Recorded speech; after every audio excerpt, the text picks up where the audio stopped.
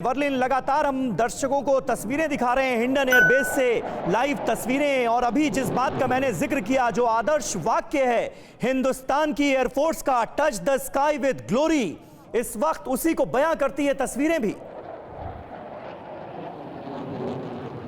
बिल्कुल समीर, एकदम एप्रोप्रिएट और एप्ट है ये लाइन, जो कि आईएएफ का मोटो भी है, नभः स्पर्शम दीप्तम, touch the sky with glory. And मुझे लगता है कि इन सारे दृश्यों को जो टीवी9 के थ्रू हर भारतवासी अपने घर में बैठे देख रहा होगा अभी, उसको ये गौरवान्वित महसूस होता होगा कि उनकी देश की इंडियन एयरफोर्स इस लेवल पे पहुंच गई है, अपने एस्टैब्लिश होने से लेके आज का जो दिन है। और स्पेशली ये जो हम इस बार की वर्षगांठ जो बना रहे हैं समीर, ये बहुत इंपॉर्टेंट है, क्योंकि आप देखिए कितने नए तरह के जहाज इसमें हैं। और समीर, मैं दर्शकों को ये भी बताना चाहूंगी कि ये तो जहाज हैं और कई ऐसे और लेटेस्ट सिस्टम्स हैं जो इंडियन एयरफोर्स में आ चुके हैं और इंटीग्रेट हो चुके हैं, जिनकी निपुणता की वजह से ये सारे जहाज हवा में इतने पास करतब करते हैं, पूरी सेफ्टी के साथ और फुल कंट्रोल के साथ। तो जो ग्राउंड क्रू है, जो जमीन पे बैठा इनको कंट्रोल कर रहा है, इसके साथ साथ मैं पूरे दर्शकों को उनकी निपुणता के ऊपर भी ध्यान ले जाना चाहूंगी कि वो भी कितने प्रोफेशनल एटीट्यूड के साथ बहुत दिलचस्प होगा ये जानना।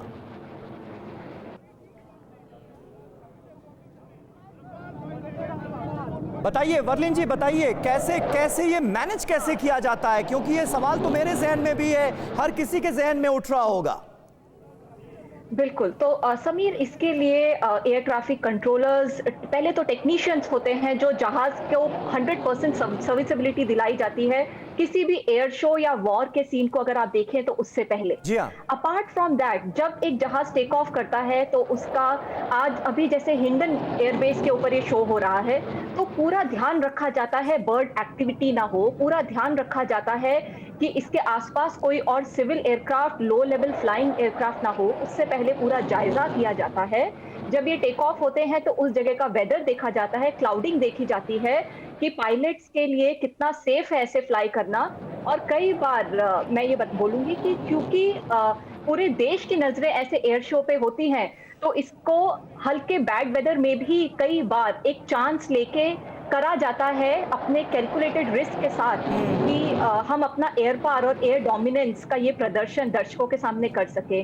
तो रडार कंट्रोलर्स, कई रडार्स होंगे जो इसको अभी स्कैन कर रहे होंगे, कई कंट्रोलर्स, फाइटर कंट्रोलर्स जमीन पे बैठे होंगे जो इसकी कंट्रोलिंग कर रहे होंगे, जो कंटिन्यूसली इनको अपडेट दे रहे होंगे कि इनका जो डायस है, जहां पे हमारे चीफ गेस्ट बैठे हुए हैं, उनके सामने से निकलने का टाइम अगर 10:25 टाइम है तो 10:25 पे ही जहाज वहां से जाना चाहिए, 1 मिनट आगे पीछे नहीं हो सकता है। ये इतनी निपुणता के साथ ये काम होता है। क्या आप पर भी बरपा है जालसाजी का कहर? सपने टूटे आपके, न घर के न घाट के। क्या आप भी हुए हैं धोखाधड़ी के शिकार? भेजिए अपनी आप बीती lootkhar@tv9.com पर। देखिए रोज रात 9:30 बजे। फिक्र आपकी,